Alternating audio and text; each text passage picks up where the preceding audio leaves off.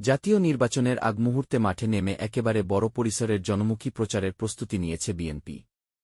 গুলশানের রাজনৈতিক কার্যালয়ে ভার্চুয়াল বৈঠকে তারেক রহমানের সভাপতিত্বে দলটি নেওয়া সিদ্ধান্ত, দেশজুড়ে প্রতিটি আসনে আলাদা টিম গঠন করা হবে, তৈরি হবে সেক্টরভিত্তিক অঙ্গীকারপত্র, আর ঘরে ঘরে বিতরণ করা হবে পৃথক লিফলেট। এই লিফলেটে থাকবে অর্থনীতি পুনর্গঠন, কর্মসংস্থান সৃষ্টি, প্রযুক্তিনির্ভর শিক্ষা, স্বাস্থ্যসেবা, দুর্নীতি দমন এবং তরুণ, নারী ভোটারদের জন্য বিশেষ পরিকল্পনা।